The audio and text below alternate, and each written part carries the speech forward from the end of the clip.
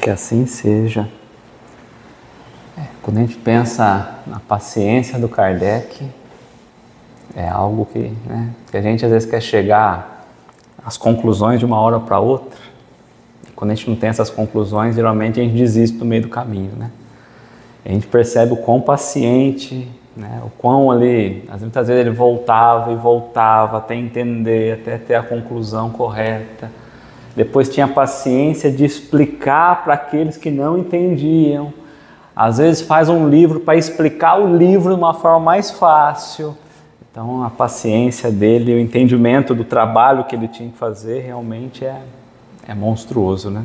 E às vezes a gente ignora, não consegue perceber. Bom, vamos lá. Então nós estamos nas causas primárias, ainda falando sobre a criação. Nós falamos sobre pluralidade dos mundos e hoje nós vamos trabalhar considerações e concordâncias bíblicas concernentes à criação. Nós precisamos tomar um certo cuidado, porque em especial nessa parte sobre a criação, parece-nos que nós vamos bater de frente com aquilo que a igreja trouxe ou bater de frente com o que a Bíblia trouxe. Então, é natural que quando a gente bata um olhar sem uma análise, ao primeiro instante, a gente vai falar assim, então o que estava na Bíblia é tudo errado. E ontem eu tive um bate-papo muito legal, porque a minha filha, ela tem amigos na evangélica, tem amigos na católica, E, então, às vezes, há os cultos nas casas evangélicas, há também nas católicas, E ontem ela foi numa casa de uma amiga católica, que teve um culto lá, um exercício que eles fizeram da igreja, e ela voltou com um monte de dúvidas, e questionou assim, pai, mas falaram um monte de coisa que não tem sentido nenhum lá, É mentira tudo aquilo? E se é mentira, qual é a verdade? Então, muitas vezes é natural que a gente tenha essa dúvida dentro de nós, porque há uma percepção da Bíblia como sendo, de fato, informações exatas. E quando a gente começa a estudar e parece que está um pouquinho divergente da Bíblia, a primeira coisa que a gente tende a fazer é perder um pouco a crença nela e falar, quer saber? Deixa para lá isso, porque não tem nada a ver. Coisa de velho, E parece que a doutrina espírita vem substituir o que a Bíblia trouxe.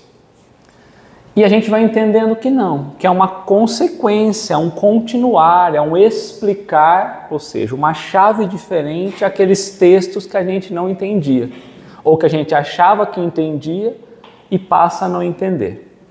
Porque nós trabalhamos na formação dos mundos e para nós, ao olhar da ciência, comparando o que a religião trazia, já nos pareceu uma aberração. Aí nós falamos sobre a formação dos seres vivos. Nós falamos sobre o povoamento da terra e sobre Adão. Nós estamos falando de coisas que na Bíblia tem, que a igreja há muito tempo ensinou.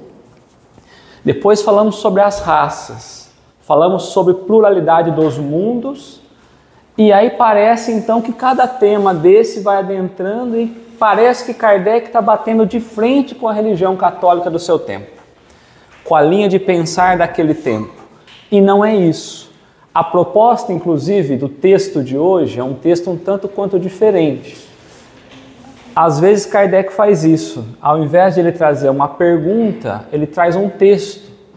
E quando ele traz um texto, ele traz para que nós possamos ler e interpretar diante daquilo que nós já temos de conhecimento. Ou seja, o texto de hoje, que é o item 59, podemos chamar de questão 59 também, ele vai abordar todos esses 5 tópicos ao entendimento da Bíblia. Por isso ele vai trazer considerações e concordâncias bíblicas. O que será que tem de concordância entre o que os Espíritos trouxeram e o que a Bíblia nos apresentou? Será que é tão diferente assim? Então, quando nós vamos pensar aqui, no título, O que nós podemos extrair daí? O que será que Kardec gostaria que nessa etapa nós tivéssemos? Quando eu vou fazer uma consideração a alguma coisa, qual é o primeiro movimento que eu preciso fazer? Vamos lá, vamos pegar um texto e vamos considerar esse texto. Eu preciso analisar, eu preciso refletir. Quando eu vou pensar nas concordâncias, eu vou falar assim, bom, então são dois textos que eu vou analisar, ou são dois conteúdos, ou dois pontos de vistas diferentes. O que entre um e o outro eu posso criar de interligação? Ou melhor, o que um pode acrescentar no outro? Ou melhor, o que um pode fazer o outro ficar mais claro? Porque a doutrina espírita, há um movimento dentro da doutrina espírita, inclusive, que se dedica a estudar os trechos bíblicos, que parecia ser algo tão lá atrás, tão afastado, que quando a gente traz os ensinamentos da doutrina para dentro dos textos bíblicos, a gente percebe essa união e essa concordância. Mas se a gente bate um olho e quer ler justamente da maneira como a gente lê e interpretar, fica difícil. Então, por isso, quando ele traz para nós considerações, é preciso que a gente gaste um certo tempo antes de refutar alguma ideia. Porque senão nós vamos ficar igual àqueles que Kardec refutava na introdução. Quando Kardec apresentava a ciência espírita, alguém vinha e refutava. Agora, muitas vezes, nós estamos nesse papel. Alguém apresenta uma ideia e a gente vai refutar a ideia. Não é assim. Ou melhor, a gente não podia falar assim, mas o entendimento nosso é diferente. Então lá eles entendem assim, mas se a gente estender esse entendimento, é assim que funciona. A gente vai perceber que Kardec não está contrário à Bíblia, principalmente no que ele vai trazer concernente à criação. Porque eu não sei vocês, mas quando a gente estuda a criação, pelo menos para mim, fica um negócio assim, mas meu Deus, como pode alguém acreditar nisso ou como eu posso há muito tempo ter acreditado nisso? Sem pensar, sem refletir. Então a ideia aqui não é dizer assim, olha, tudo que foi ensinado para nós foi mentira. Não foi. E é isso que nós vamos entender no texto de hoje. Tá? Aí ele traz 9 parágrafos, ou 8 parágrafos, dependendo da tradução, e aí nós vamos parando e entendendo. Ele vai fazer um resumo de toda essa questão da criação ao entendimento bíblico, para nós não ficarmos brigados com a Bíblia. Tá bom? Alguém quer trazer algum comentário a mais? Então a ideia nossa é levar a doutrina espírita para reinterpretar aquilo que a Bíblia trouxe. Se eu leio a Bíblia realmente pelas letras apenas e eu não trago uma interpretação espiritual, parece que ela perde sentido. Tá bom? Léo, pode falar, Dani. Eu li um texto que dizia que as interpretações das religiões nos afastaram do cristianismo original. Perfeito. O homem, nós vamos caminhar um pouquinho sobre isso também, né? O homem, com as suas interpretações equivocadas, que é o que o Dani trouxe agora, vai nos afastando do que realmente Jesus nos trouxe. Mas Jesus nos trouxe a lei de Deus, né? Então vamos pensar sobre a lei natural, a lei divina. As nossas interpretações contrárias, as nossas convicções cegas é o que de fato nos afastou da verdade. E o compromisso nosso é retornar à verdade. Por isso que a doutrina espírita vem trazer luz ou chamar a gente realmente para a verdade, tá bom? Os povos têm formado ideias muito divergentes acerca da criação de acordo com o seu esclarecimento. Então é muito divergente quando nós vamos falar sobre criação de uma pessoa para outra, nós vamos perceber que cada um tem uma interpretação, cada um fala de uma forma. Só que Kardec já traz para nós, porque os nossos esclarecimentos ou os nossos conhecimentos são diferentes. Se eu vou perguntar para alguém da área da ciência sobre a criação, ele vai para um caminho totalmente diferente do que de um religioso.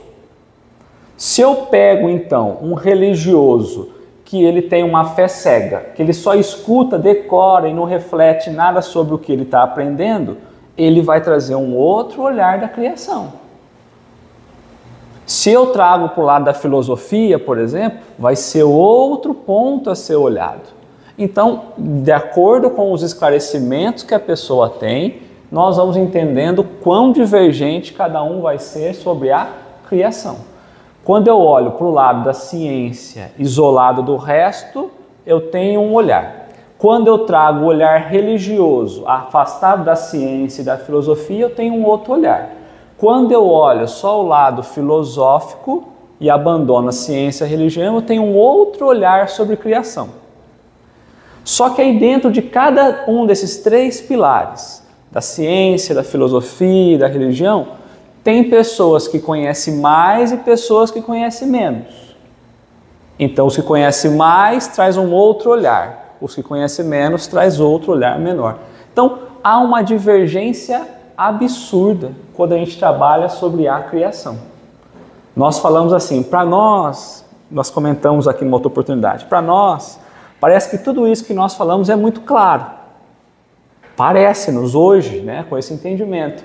Mas um tantinho para trás, ou numa encarnação anterior, quanto nos era distante esse entendimento, né? Apoiado na ciência, a razão reconheceu a inverossimilhança, ou seja, a contradição de algumas dessas teorias. Algumas destas, não são todas as teorias que são impossíveis ou que apresentam contradições. São algumas, tá? Porque a gente tende a falar assim, não, o que o Espiritismo trouxe é isso e o resto eu ignoro. Não, vamos lá, vamos com calma. A que os Espíritos apresentam confirma a opinião de há muitos partilhada pelos homens mais esclarecidos. Então aqui é um ponto interessante. A doutrina espírita, ela dá a mão à ciência, embora a ciência não dá a mão ao Espiritismo ainda. Então, o que Kardec está trazendo é, olha, o que os Espíritos trouxeram para nós está alinhado com aquilo que os homens, ou seja, com aquilo que a ciência vem mostrando. Há muitas dessas teorias sobre a criação que a ciência avança, descobre uma coisa e aí eles mesmo assim continuam batendo o pé, que é isso. Um exemplo, nós vamos falar do céu e do inferno de novo. Já foi provado que não existe fisicamente isso, mas ainda há linhas de pensamento defendendo o céu e o inferno. O que nós entendemos quando a doutrina espírita nos traz, pelos esclarecimentos dos bons espíritos, dos espíritos superiores, a ciência avança, a ciência descobre e aquilo que os espíritos trouxeram estão alinhados. Então, o que ele está trazendo para nós, ó, o que o Espírito tem apresentado, está alinhado com o que a ciência tem demonstrado. Então, não está contrário, está sendo provado paulatinamente. Tá?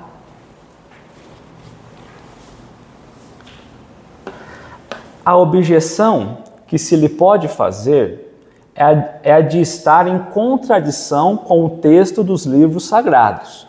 Muitos vão dizer assim, ó, tá bom, doutrina espírita é legal, é interessante, a doutrina espírita ajuda muita gente, né? Tem um caráter consolador, só que quando vai falar de interpretação bíblica, aí ela não sabe, aí tá tudo divergente.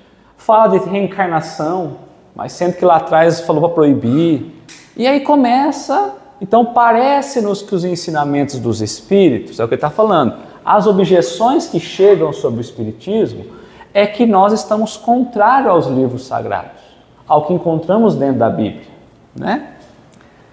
Mas um exame sério mostrará que essa contradição é mais aparente do que real, ou seja, parece, mas não é, né?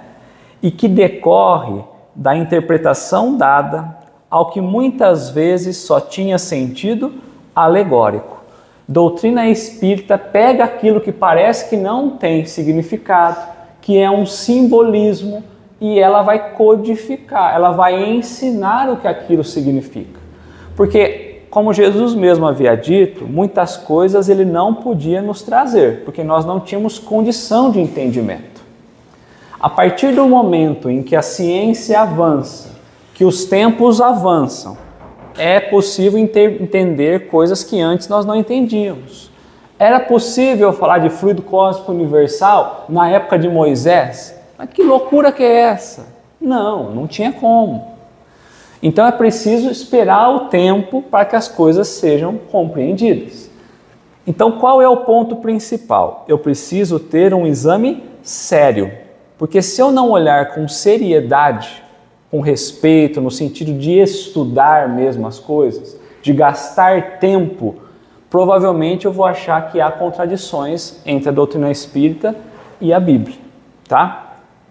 A Bíblia traz muitos significados simbólicos, figurados, assim como as parábolas de Jesus, né? Então as parábolas de Jesus, hoje a gente percebe, né, todas as outras linhas de pensamento tentando trabalhá-las de uma forma mais espiritual, mas antes não era. A doutrina espírita surge com esse chamado de olhar e extrair um pouco esse chamado espiritual das coisas. Tá bom? Alguém quer comentar alguma coisa? Bom, então vamos lá. Eu trouxe para a gente um pouquinho sobre os 6 dias da criação. Nós temos lá, nós já comentamos, tudo que nós estamos trabalhando hoje, nós já estudamos em outras oportunidades. Os 6 dias da criação é algo que é meio que não aceitável pelas outras linhas de pensamento, pelas outras religiões. E a doutrina espírita vem explicar essa etapa de cada um, né? Então eu trouxe para nós, ó, lá na Gênesis, no capítulo 12, trabalhando sobre a Gênese mosaica, os 6 dias da criação. Para espíritos incultos, ou seja, que não têm o conhecimento, sem nenhuma ideia das leis gerais, incapazes de aprender o conjunto e de conceber o infinito, essa criação milagrosa e instantânea apresentava qualquer coisa de fantástico que feria a imaginação. Se a gente pensa lá na Gênesis, os 6 dias da criação, Deus criando, faça-se a luz até a constituição do homem, ali como não tem um sentido de compreensão pela razão, aqueles que não conhecem, acham aquilo maravilhoso. Parece que é algo surreal. Como que alguém pode construir um mundo em 6 dias, não é? O quadro do universo, tirado do nada em alguns dias, por só um ato de vontade criadora, era para trás espíritos o sinal mais evidente do poder de Deus. Por que Deus era poderoso? Porque imaginar fazer um mundo com todas as diversidades que existe em 6 dias, somente um ser muito sobrenatural seria capaz. Então hoje, eu tirar da minha concepção que não são 6 dias e eu ter que alongar isso, parece que Deus está perdendo um pouco a força, porque legal era em 6 dias e descansou no 7º. E muitos trazem esse olhar do 7, se Deus descansou, eu também descanso. Então a gente está tentando olhar Deus nessa forma humana, um pouquinho melhor do que os homens. Tá? Que configuração com efeito mais sublime e mais poética desse poder do que aqui estavam escritos, do que estas palavras traçam. Deus disse: faça-se a luz, e a luz foi feita. Deus, a criar o universo pela ação lenta e gradual das leis da natureza, lhes houvera parecido menor e menos poderoso. Parecia, ou parece ainda aos nossos olhos. A gente imaginar que do nada, não tinha nada, e Deus falou, faça-se a luz, e a partir dali começou tudo a acontecer. Isso é maravilhoso, isso enche os olhos. e a própria imaginação, né? Fazia-se-lhes indispensável qualquer coisa de maravilhoso que saísse dos moldes comuns. Do contrário, teria dito que Deus não era mais hábil que os homens. Então sempre buscamos o extraordinário, né? E nunca queremos olhar pela razão. Então acontece o extraordinário, a gente se encanta. A gente não para e vai entender pela ótica da razão. Uma teoria científica e racional da criação os deixaria frios e indiferentes. Já pensou se existisse uma ciência que falasse assim: olha, tá vendo tudo isso aqui que já foi provado? Desmente tudo isso que você acha que é realidade, ou mostra uma versão diferente. Esse negócio de 6 dias, a ciência provou. Mas é o que as pessoas ficam indiferentes, ficam frias, não dão atenção.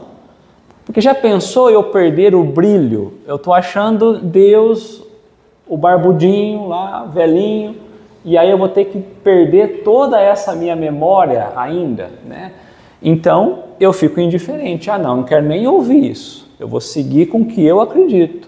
Eu vou ter que destruir todas as minhas crenças até aqui, né?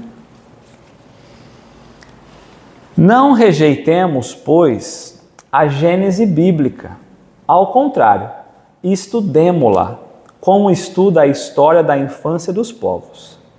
Trata-se de uma época rica de alegorias, cujo sentido oculto se deve pesquisar, que se devem comentar e explicar com o auxílio das luzes da razão e da ciência.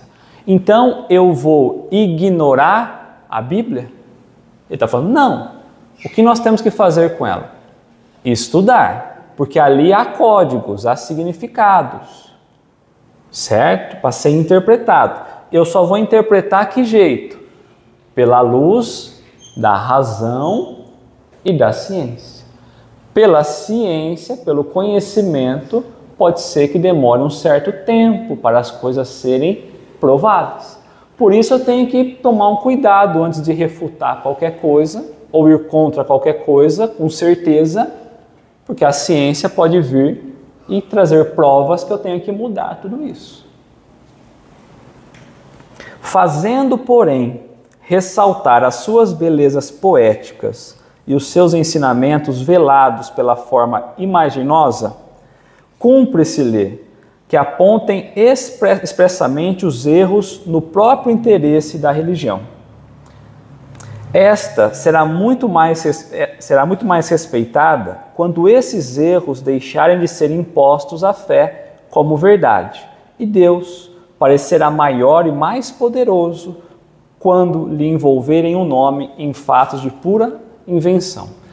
Muitas vezes a gente vai percebendo que descobre-se pela ciência uma coisa e a religião obriga a gente a aceitar como era no passado. Porque perdendo essas bases parece que a gente perde o poder da própria religião.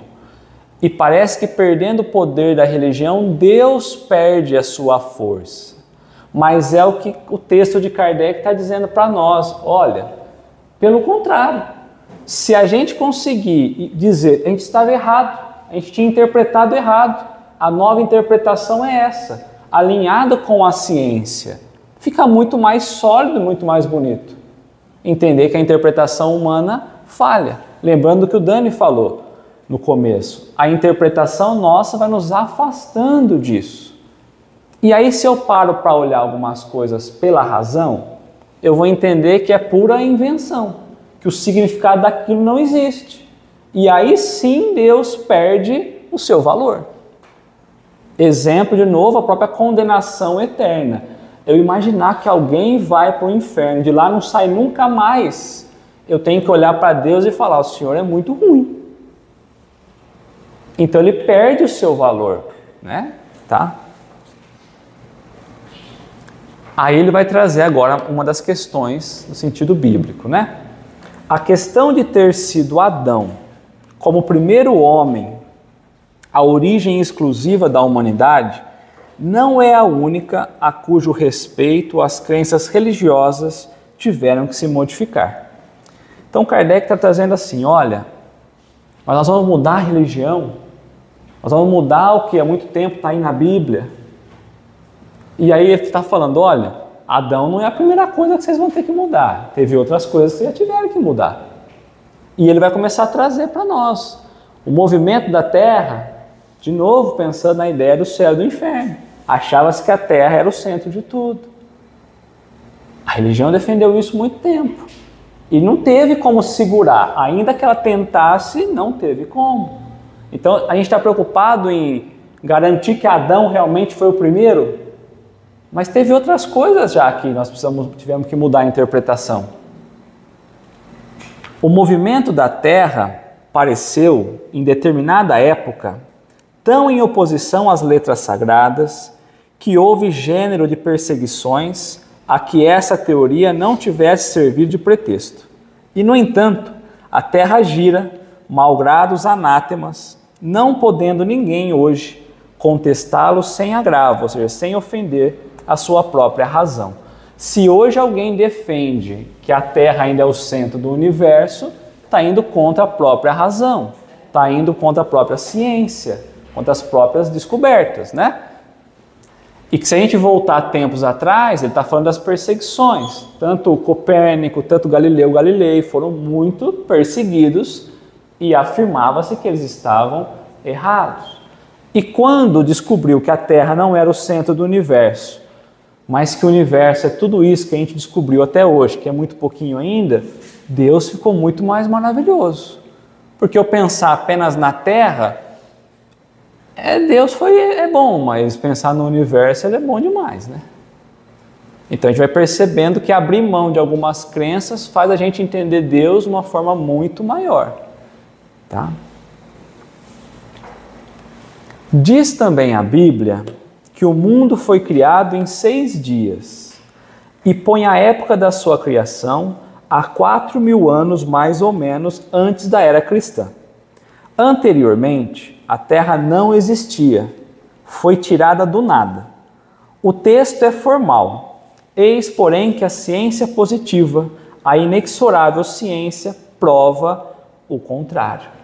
Então, pensar-se em 4.000 anos antes do Cristo para a formação da Terra é um absurdo, porque hoje os estudos já nos datam a Terra de 4,5 bilhões. Então já tem provas disso irrefutáveis. Eu ainda vou bater na ideia que começou-se há 4.000 antes do Cristo. Não tem sentido, né? A história da formação do globo terráqueo está escrita em caracteres indeléveis no mundo fóssil, achando-se provado que os 6 dias da criação indicam outros tantos períodos, cada um de talvez muitas centenas de milhares de anos. Então, quando eu imagino 6 dias da criação, a Bíblia mentiu? Não. Eu que não entendi o sentido dos dias. Existiu 6, mas não 6 dias. 6 períodos, 6 eras, 6 momentos. Então, nós interpretamos aquilo como ao pé da letra e trazemos como verdade. Ou seja, a Bíblia não está errada. É nós que estamos querendo interpretar de forma diferente. E aí cada pedacinho, centenas de milhares de anos, que data-se de 4,5 bilhões mais ou menos. Até aqui tudo bem? Isto não é uma doutrina. Uma doutrina insulada é um fato tão certo como o do movimento da Terra e que a teologia não pode negar-se a admitir. O que demonstra, evidentemente, o erro em que se está sujeito a cair, tomando ao pé da letra expressões de uma linguagem frequentemente figurada. Então, nós não vamos descartar a Bíblia. A Bíblia ela não está errada. O erro está na forma como nós a interpretamos, ao pé da letra. Se eu olho os conteúdos bíblicos e se eu alinho ao científico e eu compreendo o que ela quer me dizer, na verdade, elas têm um grande significado. A maneira difícil é como a gente olha, porque geralmente é a linguagem figurada e nós vamos tomar a figura como sendo verdade, né? Então, se a gente pega lá, vamos trabalhar a parábola do semeador. Quando Jesus está falando, está lançando a sementinha no solo, o solo, na verdade, não é o solo, somos nós, né? O nosso coração, o nosso íntimo. Há diversas formas de a gente interpretar, mas se a gente for olhar por essa analogia nessa parábola, então se eu estiver pensando no solo propriamente dita, Jesus está ensinando a agricultura, né? Então, quando eu trago uma outra forma de ver, aí eu entendo o olhar espiritual sobre isso. E é tão interessante, né? Bom, vamos seguir aqui, ó. Deve-se aí concluir que a Bíblia é um erro? Então nós falamos, não. A conclusão a tirar-se é que os homens se equivocaram ou se enganaram ao interpretá-la. Mas será que a maioria se equivocou? Mas será que realmente todos se equivocaram? Será que ninguém sabia que a Bíblia trazia simbolismo e ela tinha que ser interpretada de outra forma? Então é preciso tomar um cuidado, porque às vezes ensinamentos preciosos estão guardados e há interesses para que eles não sejam descobertos. Porque ali há um código moral à humanidade. Interpretar o que a Bíblia traz aos olhos espirituais é um chamado espiritual muito grande. Tá? Então, só para a gente entender como que a doutrina espírita ajuda a gente nessa compreensão da criação, né? Eu peguei lá na Gênesis de novo, Kardec traz um quadro para a gente sobre os 6 dias da criação, ou sobre os 6 períodos, se a gente quiser pensar assim. O quadro comparativo aqui abaixo, em o qual se acham resumidos os fenômenos que caracterizam cada um dos 6 períodos, permite que se considere o conjunto e se notem as relações e as diferenças que existem entre os referidos períodos e a Gênese bíblica. Então, olha o que Kardec trouxe para nós lá atrás. Ele pega um dia da criação, desde o faça-se a luz, e ele vai interpretar justamente qual período quer dizer isso. Então aquela ideia dos 6 dias, tá bom, então sem período, que período é esse? Kardec dividiu para a gente. A própria ciência já demonstrou isso, tá? Então ele começa para nós assim, ó. Tudo isso para a gente entender que a Bíblia, isso aqui nós já falamos, já refletimos, estudamos, mas tudo para entender que a Bíblia, ela traz as verdades, a gente só tem que entender como olhar para ela, tá? E ela não pode ser um livro considerado histórico, que eu vou olhar para ela e entender com as datas que ali estão, né? Então, o primeiro dia, o céu e a terra, quando vai fazer a luz, né? Faça-se a luz. Então, ele vai trazer que o primeiro período é o período astronômico, a aglomeração da matéria cósmica universal num ponto do espaço, em nebulosa, que deu origem pela condensação da matéria em diversos pontos, as estrelas, ao Sol, à Terra, à Lua e a todos os planetas, estado primitivo, fluídico e incandescente da Terra, que tinha uma atmosfera imensa, carregada de toda a água em vapor e de todas as matérias volatilizadas, né? Em estados voláteis. Quando a gente pensa nesse primeiro período, é a formação da Terra. Desde a explosão que nós falamos da estrela, formação do Sol, toda a formação do sistema solar, é esse primeiro período. Tá? Quando está construindo a luz, a explosão que teve da matéria sendo unida, nós falamos sobre isso. É a primeira fase que nós encontramos lá na Gênesis.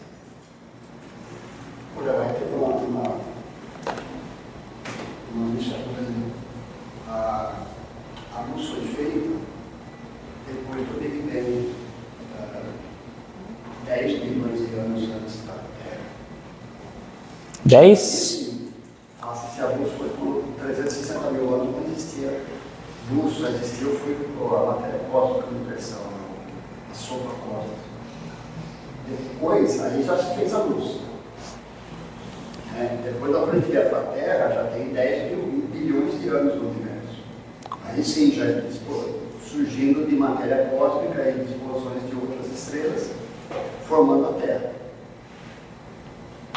Aí, todo esse período de 10 bilhões de anos, a gente pode considerar período astronômico para a formação do universo, né?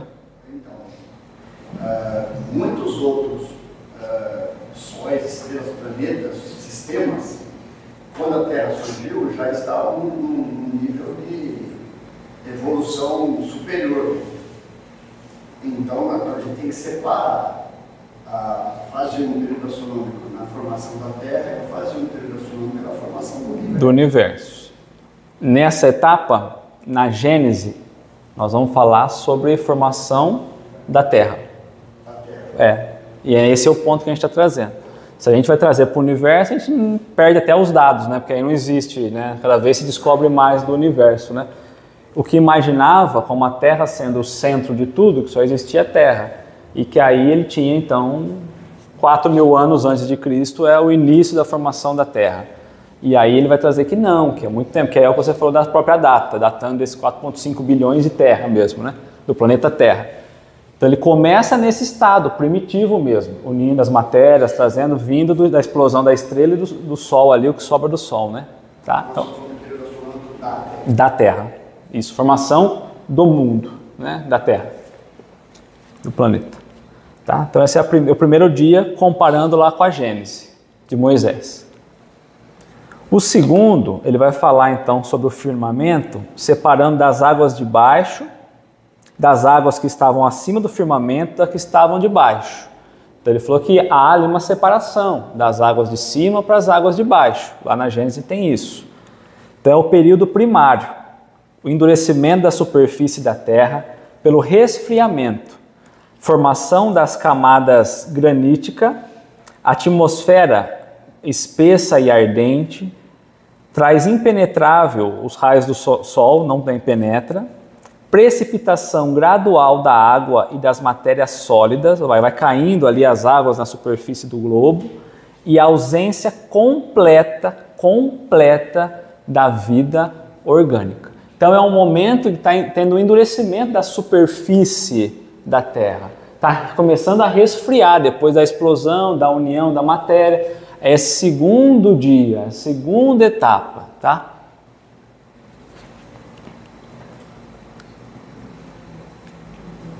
No terceiro dia, então o que está amarelo lá faz referência ao que está na Gênesis. As águas que estão debaixo do firmamento se reúnem, aparece um elemento árido, a terra e os mares e as plantas. É um período de transição. As águas cobrem toda a superfície do globo. Primeiro depósito de sedimentos formados pela água, traz um calor ainda úmido, porque a água está resfriando, está caindo na superfície, a superfície ainda é quente, então ainda tem aquele calor úmido, né? O Sol começa a atravessar a atmosfera brumosa. Surgem os primeiros seres organizados da mais rudimentar constituição. Os líquens, os musgos, os fetos, os licopódios, as plantas herbáceas e as vegetações colossais. Primeiros animais marinhos, como os zoófitos, os polipéros, os crustáceos, e surgem os depósitos de hulha. Aqui são os inícios do carvão mineral. Então, é um período de transição. Começa a ter já a parte da vegetação. Então, se a gente pensa antes na era mineral, agora a gente está entrando já com o vegetal, assim, né? Tá? No quarto dia, vai fazer... É a formação do carvão vegetal. Você tem a foto aí, Marcelo? Devia ter posto. É uma variedade do carvão mineral. Isso. No quarto dia, o Sol, a Lua e as estrelas, né? que são os lunares que eles falam. Então, um período secundário. A condição da terra ali, ó, superfície da terra pouco acidentada, águas pouco profundas e paludosas, meio pantanosas, né? Temperatura menos ardente, já resfriou um pouco. Atmosfera um pouco mais depurada, tá um pouquinho mais limpa, né? Considerável depósitos de cálcios pelas águas. Vegetais menos colossais, menos volumosos, novas espécies, plantas lenhosas e surge as primeiras árvores. Surge também peixes, os cetáceos, animais aquáticos e anfíbios. Então a gente começa a ver agora que começa a startar um outro reino, o reino animal. Passa-se os períodos para que as coisas possam ter o seu devido lugar. E o quinto dia, Deus fez lá o peixe e os pássaros, né? Até o período terciário. Grandes entumecimentos, né? Saliência da crosta sólida, formação dos continentes, retirada das águas para os lugares baixos, formação dos mares, atmosfera ainda mais depurada, temperatura atual produzida pelo calor solar. Então o calor agora vem do Sol e não mais pelo aquecimento da Terra. Gigantescos animais terrestres, vegetais e animais da atualidade e os pássaros. Quando aconteceu tudo isso, o sexto dia é o quê? É o último dia. O homem, o sexto dia é o último dia, depois ele descansou, lembra disso. Nós não fomos criados, então a gente tem que ter sido criado no último, né, gente? Tá? Então o quinto dia foi os peixes e os pássaros. Agora ele criou o homem, certo? Errado. Aí teve um dilúvio. Os animais grandões morreram acabados.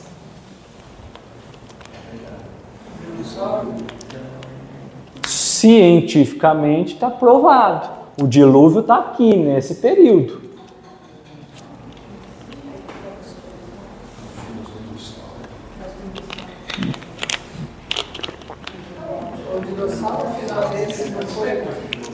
Não lembro. Também foi, mas eu não lembro qual é em que momento, né, da fase. Pode ser que ainda é aquela fase transitória do resfriamento ainda, né? Mas aqui nós temos um dilúvio universal. E aí no sexto período da criação, o homem. Então, se a gente for pensar aqui, Noé não existia aqui ainda. Então, Deus vai fazer Noé depois do dilúvio. Aqui é um dilúvio inteiro, total, mundial. Mas esse daí... No planeta. Esse dilúvio não foi causado... Aí... Ele não é o da arca. Não é o da arca.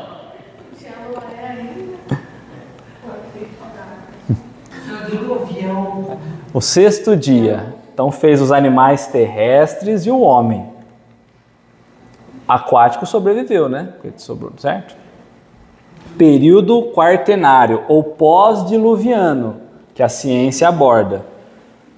Terrenos de aluvião são aqueles formatos as formações das ilhas, né? Ali as terras que vão se acrescentando.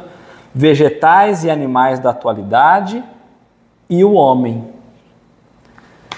Eu trouxe esse texto para a gente entender assim, o que significa cada dia da criação e entender que o dilúvio provado pela ciência está deslocado. Nós já falamos sobre isso, mas só para lembrar disso. Antes, aquele dilúvio geral, ele veio antes do homem existir.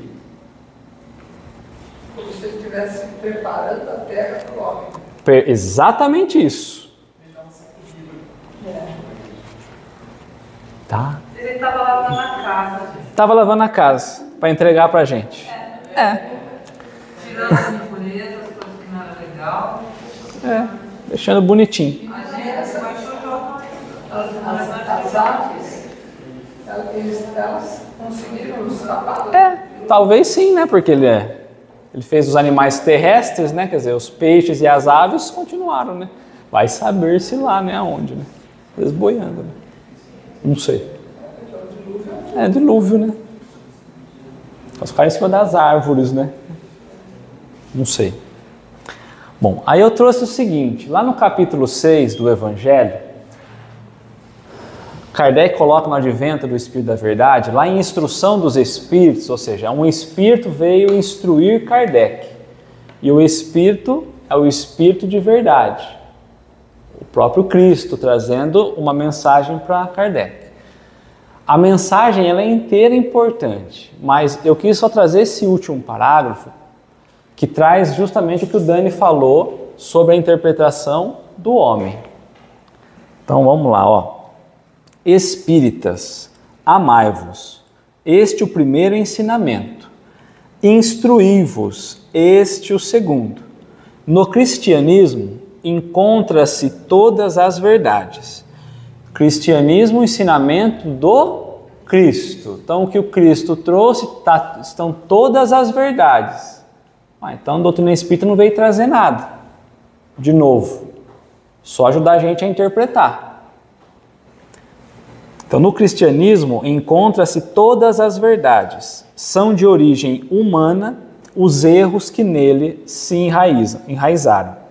Eis que do além-túmulo, que julgáveis o nada, vozes vos clamam, irmãos, nada perece.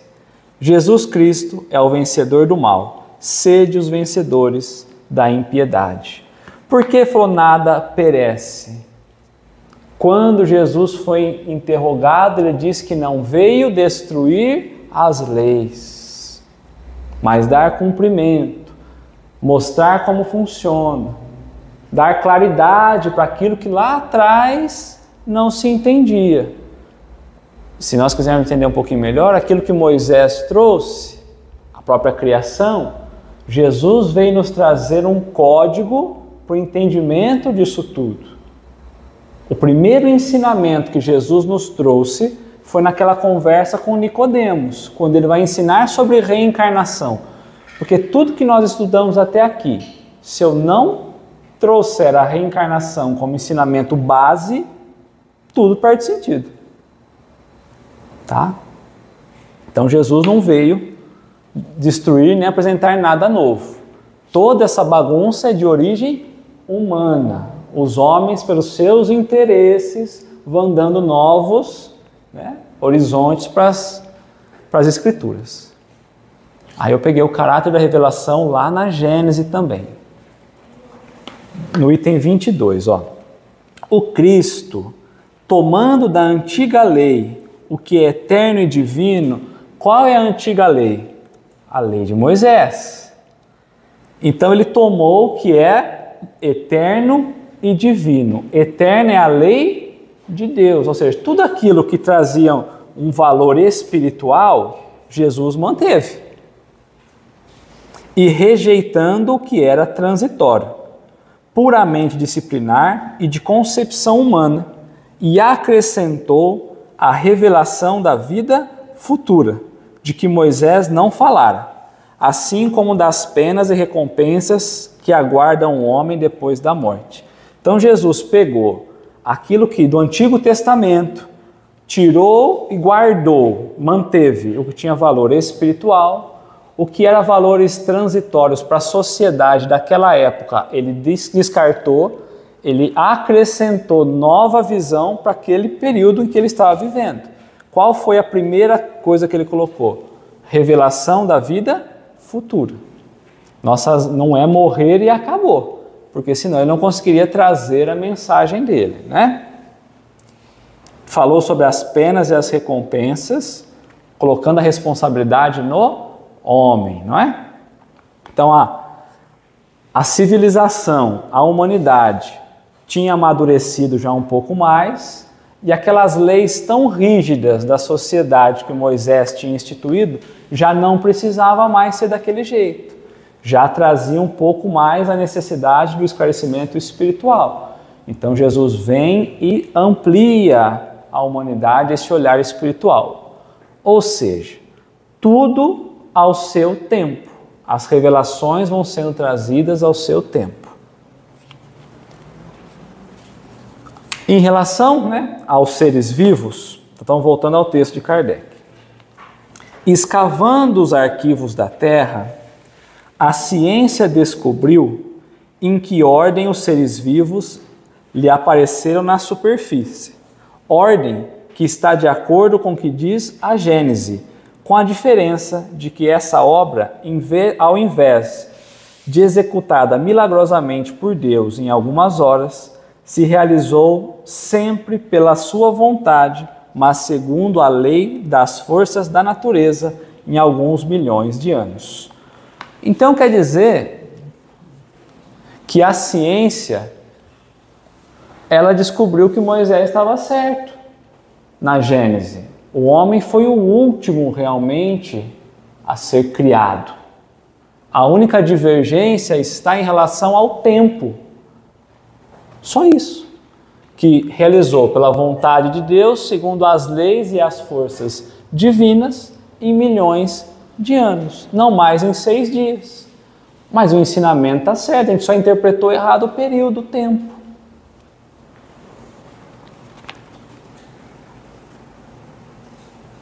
Ficou sendo Deus, por isso, menor e menos poderoso? Perdeu em sublimidade a sua obra por não ter o prestígio da instantaneidade? Evidentemente que não, Então é o que nós falamos, cada descoberta nova, nós vamos entendendo quão grande é Deus. A gente vai se encantando ainda mais por Deus. Aí eu trouxe questão 38 que nós já estudamos. Como criou Deus o universo? Porque falou de Deus, como criou Deus o universo?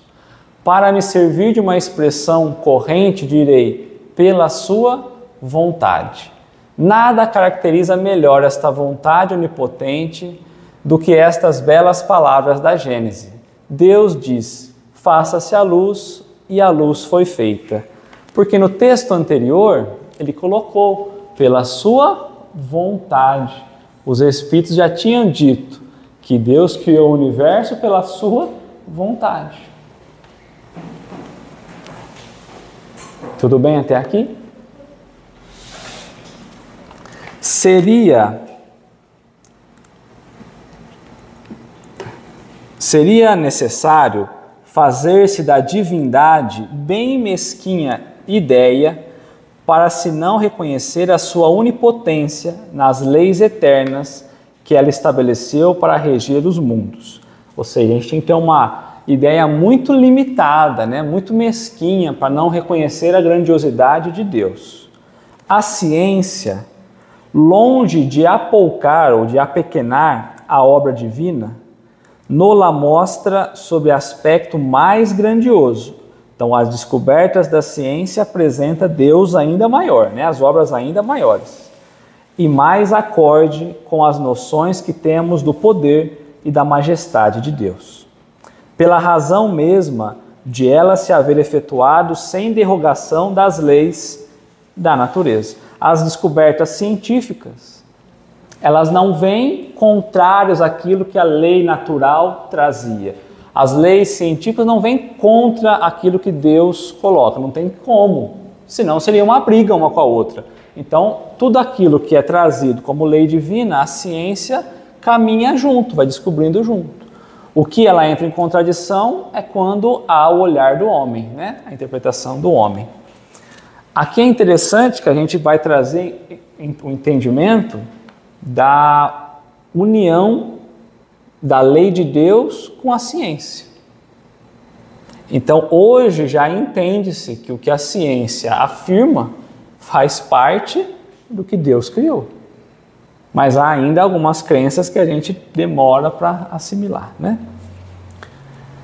E por que ele trouxe isso para nós? Que a ciência não vai diminuir, apoucar a obra divina. Muito pelo contrário. Porque ele lembrou não é que ele lembrou, que é a base do edifício, a questão 1. Que tudo ao seu tempo, mas que tudo tem uma inteligência maior por trás. Quando ele perguntou que é Deus, é a inteligência suprema e a causa primária, ou primeira, de todas as coisas. Então Deus está alinhado com as descobertas, não é uma coisa confrontando a outra. A ciência sempre vai estar de mãos dadas com Deus, nas descobertas. A ciência, então, ela só desvenda como. Então, como foi feito? Se tudo é da vontade dele, ele é a causa primária, então, assim, de tudo que ela descobre é só como foi feito, como ele fez. Que já existe. Que já existe, porque a ciência não mostrou nada, não se criou nada. Nada. Assim, ela só desmitifica o que a gente não sabe. É igual a gente pegar, a ciência descobriu um elemento. Ela descobriu, mas já existia, não é que, né? Mas nem descobre, né? Nem descobre, Ela apresenta, né? Exatamente. Ela olha para aquilo. Então por isso ela está sempre, Senão ela seria maior que Deus, né? E aí a gente perderia essa...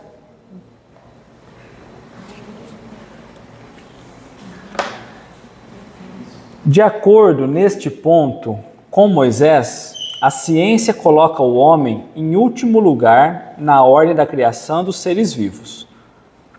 A ciência e Moisés estão alinhadinhos. Moisés, porém, indica como sendo o dilúvio universal o ano 1654. Moisés coloca esse período, porque falou-se em dilúvio, ele coloca o dilúvio universal nesse período. E nós falamos que o dilúvio, nós não, né? A ciência já provou que houve um dilúvio universal antes do homem existir. O Wi-Fi estava pegando. Não estava pegando. Esse dilúvio ele deve estar falando do regional ali, né? Do regional, Que pra ele era O de ontem aqui em Limeira, mais ou menos, na saída aqui do centro. o universal, que pra ele não tinha universo. Não. Tinha só ele. Então, Moisés, porém, indica como sendo do dilúvio universal o ano 1654 da formação do mundo, ao passo que a geologia nos aponta o grande cataclismo como anterior ao aparecimento do homem. Então a geologia já apresentou isso, né? Atendendo a que até hoje não se encontrou nas camadas primitivas traço algum de sua presença, nem da dos animais de igual categoria do ponto de vista físico. Então esse dilúvio que ele fala universal, quando vai olhando no solo, né, no histórico solar do solo, não tem esse dilúvio universal. Há diversos dilúvios espalhados por alguns lugares, mas universal não. Tá? Contudo, nada prova que isso seja impossível. Muitas descobertas já fizeram surgir dúvidas a tal respeito. Então ele não está falando que pode ter existido um dilúvio diferente? Pode, mas até hoje a ciência não provou, não conseguiu. Então pensando nesse dilúvio regional, quando a gente teve os tsunamis da vida, se a gente imaginar que não tem internet, não tem Wi-Fi, não tem comunicação, para aquela região foi um dilúvio universal, acabou com tudo. Né? Talvez alguém subiu num barquinho e virou Noé, daquela região. Teve Rio Grande do Sul. Né? Se não tivesse essa informação, essa rede de informação, teria sido um dilúvio também para aquela região e talvez eles achariam que foi um dilúvio universal. Né? Pode dar-se que de um momento para outro se adquira a certeza material da anterioridade da raça humana.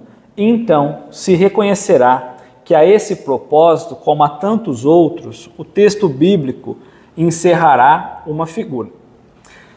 Aqui ele falava de um período em que nós ainda não havíamos, a ciência não havia trazido para nós a existência da espécie humana há anos atrás, né? Milhões de anos atrás, inclusive. Né? Então nós falamos de Homo sapiens, nós falamos de 200, 350 mil anos atrás, muito antes da criação. Mas há outra espécie que mais de 1 milhão de anos, de 2 milhões de anos que já descobriram agora também, né? Então, quer dizer, nesse período ele está dizendo, olha, pode ser que daqui a pouco eles achem E aí passa a entender que era só realmente figurada essas informações. E isso a ciência já provou há um tantão de tempos, né? A questão está em saber se o cataclismo geológico é o mesmo a que assistiu Noé. Será que é do mesmo que ele está falando? Porque às vezes ele nem relatou que é o mesmo, a gente que está imaginando que é o mesmo. Ora, o tempo necessário à formação das camadas fósseis não permite confundi-los. E desde que se achem vestígios da existência do homem antes da grande catástrofe, provado ficará ou que Adão não foi o primeiro homem, ou que a sua criação se perde na noite dos dilúvios, na noite dos tempos. Então, se realmente existiu esse dilúvio, e Adão já existia, ele morreu no dilúvio.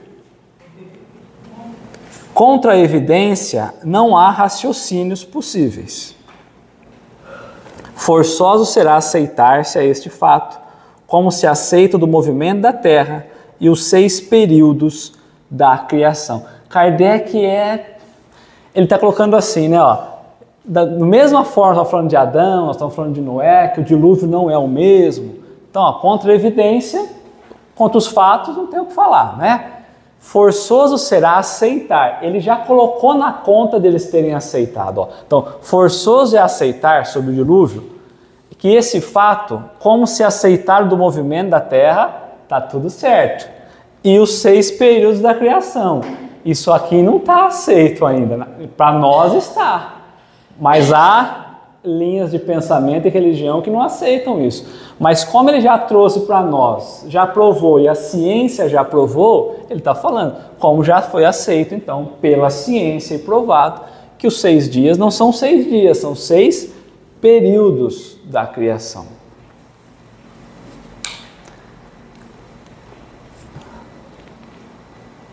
A existência do homem antes do dilúvio geológico ainda é, com efeito, hipotética. É uma hipótese. Eis aqui, porém, alguma coisa que o é menos, ou seja, menos hipotética. Admitindo-se que o homem tenha aparecido pela primeira vez na Terra 4.000 anos antes do Cristo, em que 1.650 anos mais tarde toda a raça humana foi destruída, com exceção de uma só família, resulta que o povoamento da Terra data apenas de Noé, ou seja, de 2.350 anos antes da nossa era. Se teve o dilúvio, começou com Noé de novo. Ora, quando os hebreus, nós já falamos sobre isso também, né? Quando os hebreus emigraram para o Egito, no 18º século, encontraram esse país muito povoado e já bastante adiantado em civilização. Já era civilizado, então não era primitivo, né? A história prova que nessa época as Índias e outros países também estavam florescentes, sem mesmo se ter em conta a cronologia de certos povos, que remonta a uma época muito mais afastada. Então, quando eles chegaram lá, essa região já estava desenvolvida. Então, eles não estavam no estado primitivo, eles não estavam descobrindo a partir dali, já tinha civilização. Depois eu volto nessa aqui. Teria sido preciso, nesse caso, que do 24º ao 18º século, isto é, que num espaço de 600 anos, não somente a posteridade de um único homem, Noé, houvesse podido povoar todos os imensos países então conhecidos, supostos que os outros não os fossem. Mas também, se eu imaginar que os outros países não eram populados, veio tudo de Noé. Mas também que neste curto lapso de tempo, a espécie humana houvesse podido elevar-se da ignorância absoluta do estado primitivo ao mais alto grau de desenvolvimento intelectual, o que é contrário a todas as leis antropológicas. Então, quando a gente vai olhar a sociedade, a cultura, quando a gente vai observar os seres humanos, num espaço tão pequeno, não teria como ter dado um salto dessa questão do primitiva ao estado intelectual, né? Então, somente esse período seria insuficiente para tudo isso.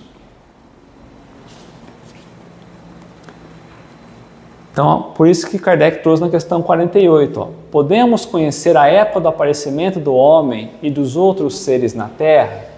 E aí eles disseram, não, todos os vossos cálculos são quiméricos, são insuficientes. Ele está fazendo a revisão, né, gente? Lembra disso, tá? A diversidade das raças corrobora igualmente esta opinião. O clima e os costumes produzem, é certo, modificações no caráter físico. Sabe-se, porém, até onde pode ir a influência dessas causas, e o exame fisiológico demonstra haver, entre certas raças, diferenças constitucionais mais profundas do que as que o clima é capaz de determinar. Lembra que a Helena trouxe para a gente que há condições físicas, né, diferentes, adaptadas para cada localidade, não é? O cruzamento das raças dá origem aos tipos intermediários. Ele tende a apagar os caracteres extremos, mas não os cria, apenas produz variedades. Ora, para que tenha havido cruzamento de raças, preciso era que houvesse raças distintas.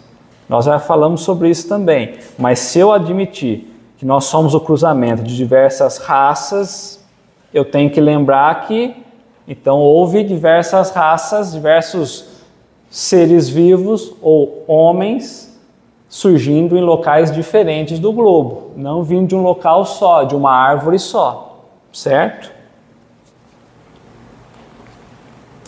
Como se há de admitir que em poucos séculos alguns descendentes de Noé se tenham transformado ao ponto de produzirem a raça etíope, que fisicamente ela é muito diferente, né? Tão pouco admissível é semelhante metamorfose quando a hipótese de uma origem comum, ou seja, uma única origem, né, do nascimento, para o lobo e o cordeiro, para o elefante e o pulgão, para o pássaro e o peixe. Ainda uma vez, nada pode prevalecer contra a evidência dos fatos. Então ele está trazendo para nós que nós não podemos imaginar em transformações. Nós temos que entender que tiveram realmente várias origens, não tudo partindo de um único homem. Eu não posso imaginar nessa metamorfose, né? Então, há características diferentes, realmente.